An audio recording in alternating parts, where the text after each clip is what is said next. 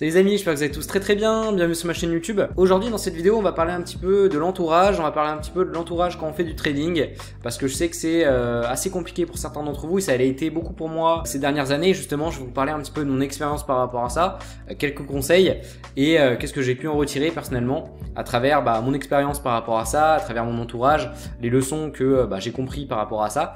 Et je pense que ça peut vous apporter beaucoup de valeur, parce que je sais qu'il y en a beaucoup d'entre vous où c'est un sujet sensible, tout simplement l'entourage. Je sais que ça peut être compliqué. Et donc on va parler un petit peu de tout ça dans cette vidéo calmement, sans trop de montage. Je vais essayer de pas faire trop de montage dans cette vidéo. Je vais vraiment essayer d'être le plus transparent, le plus honnête possible. Après bien sûr si je bafouille comme d'habitude je ferai le montage. Mais voilà, le but c'est vraiment d'être honnête, transparent, de vous parler de ça sans filtre comme je fais toujours sur la chaîne. Et donc très content de vous faire cette vidéo, très hâte de commencer. Avant que ça commence, comme d'habitude, si vous aimez mes vidéos, n'hésitez pas à liker la vidéo, ça me permettrait de faire connaître mon travail à plus de monde. Aussi à vous abonner, pourquoi pas, si vous voulez être au courant des prochains contenus qui sortiront sur la chaîne, parce que j'ai plein de choses à vous montrer. Et donc nous on est parti ensemble pour la vidéo. Alors j'ai pas trop de points si tu veux comme les anciennes vidéos. Le but c'est vraiment de te parler comme ça, ouvertement, sans forcément avoir de trame, etc. J'ai une petite trame mais pas grand chose pour vraiment essayer d'être le plus honnête possible. Encore une fois c'est important, j'ai envie de transmettre encore plus ça sur ma chaîne. Déjà je vais parler un petit peu de mon parcours. Moi alors tu le sais, je suis opticien.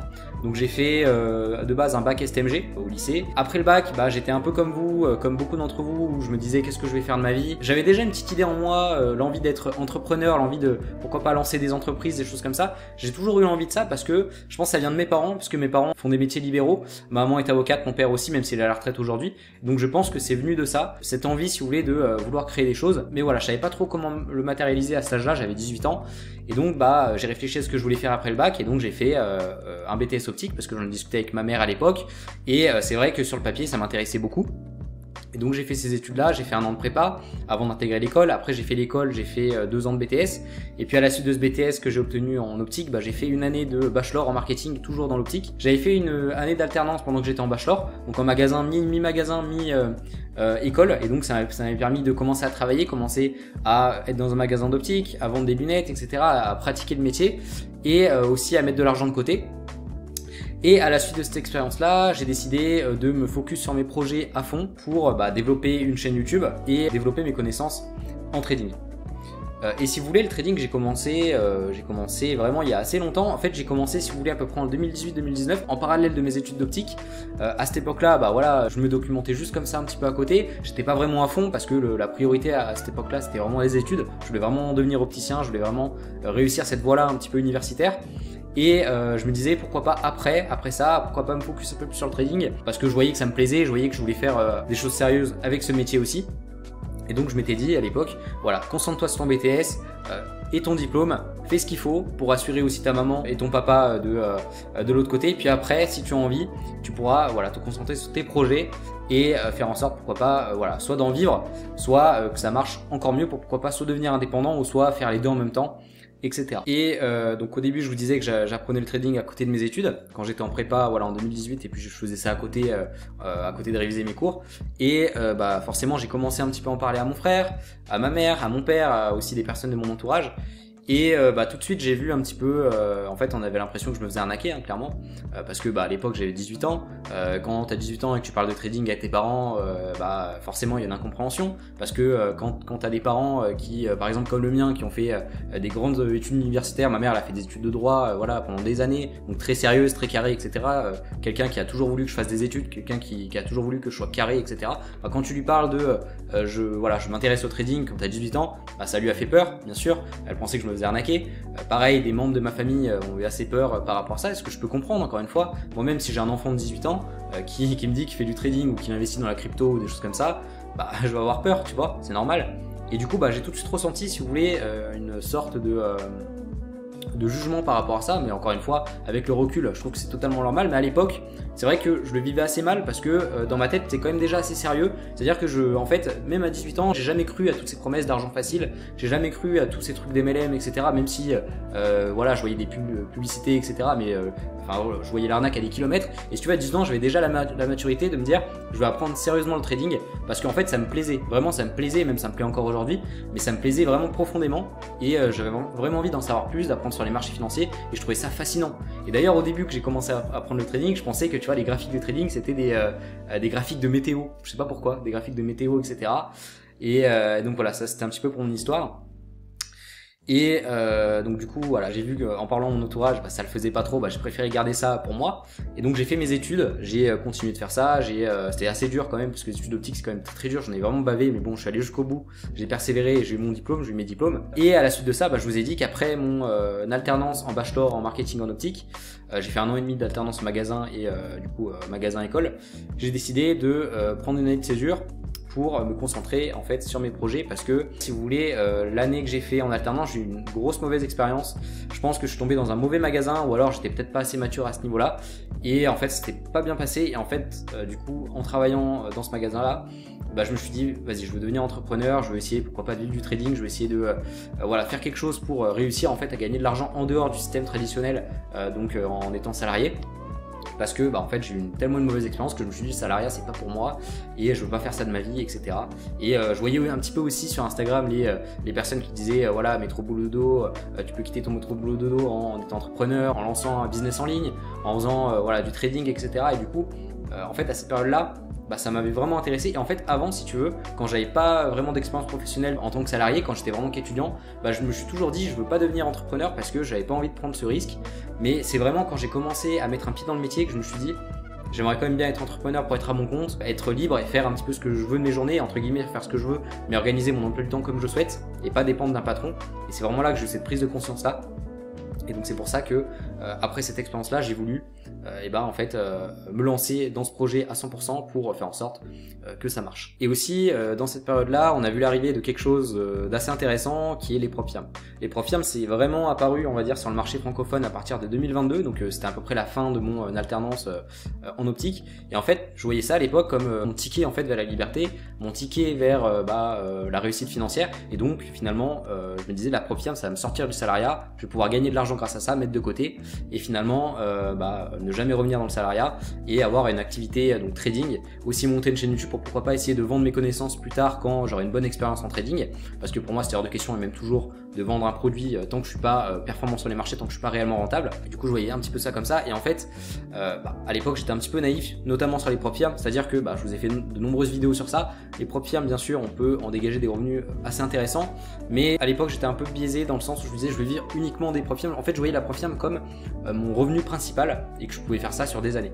Alors théoriquement c'est possible, vous pouvez gagner de l'argent en PropFirm sur des années, vous pouvez même avoir ça comme activité principale, mais c'est quand même un business assez instable, c'est-à-dire que du jour au lendemain une PropFirm peut fermer, du jour au lendemain une PropFirm peut...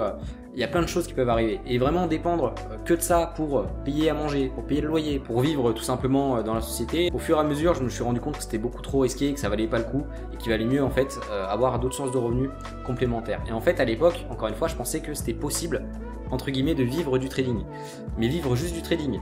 Alors qu'au fur et à mesure de mon expérience, on a déjà parlé 1000 fois sur la chaîne, je me suis rendu compte qu'en fait c'était compliqué et que la plupart des gens que vous voyez en ligne sur les réseaux vraiment vivre de cette activité, généralement ils ont d'autres sources de revenus, ou alors ils ont beaucoup de cash en banque, ils ont beaucoup d'argent en banque, beaucoup d'investissements. Et en fait, je pense qu'il y a personne en vrai aujourd'hui qui vit juste du trading, c'est-à-dire qui gagne son salaire juste avec du trading et rien d'autre. C'est pas possible. C'est pas possible parce que si vous êtes longtemps intéressé dans le trading, vous savez très bien que l'aspect psychologique est assez difficile à maîtriser, surtout quand vous dépendez que de ça pour vivre. Si demain vous faites du trading comme activité, on va dire principale, mais qu'à côté vous avez des investissements, vous avez d'autres choses, vous en foutez si vous voulez de pas performer sur le marché. Alors certes, ça fait un peu chier, c'est sûr, c'est pas idéal, mais si demain vous avez un mois en break-even, un mois un peu négatif, vous en foutez parce que vous pouvez quand même manger, vous pouvez quand même voyager, ou je sais pas, vous pouvez quand même aller au cinéma, vous pouvez quand même faire des choses sans forcément stresser à l'idée de pas avoir d'argent à la fin du mois. Et donc ça, je l'ai beaucoup négligé à mes débuts, et encore une fois, c'est une prise de conscience que j'ai eue au fur et à mesure de mon expérience. Et donc du coup, par rapport à l'entourage, pour en revenir un petit peu à ce sujet, en fait, quand j'ai quitté mon poste d'alternance, quand j'ai vraiment décidé de me consacrer à temps plein au trading et à ma chaîne YouTube, en fait, j'ai parlé un petit peu à ma mère, j'ai parlé un petit peu de mes amis sur les PropFirm, sur l'opportunité que c'était, que je pouvais décrocher des capitaux. Parce qu'à cette époque-là aussi, j'étais pas naïf, je savais très bien que pour vivre du trading, il fallait des capitaux. Si demain t'es très bon au trading mais que t'as pas de capitaux, tu peux faire ce que tu veux, tu peux pas en vivre, c'est la réalité du trading. Et j'avais conscience en fait que si j'étais bon, si j'arrivais à lever des capitaux sous gestion, je pouvais dégager beaucoup de revenus. Et donc je disais à ma mère, voilà, je vais passer des examens PropFirm, j'ai expliqué un petit peu ce que c'était le fonctionnement de ces entreprises là, que je pouvais être financé, etc.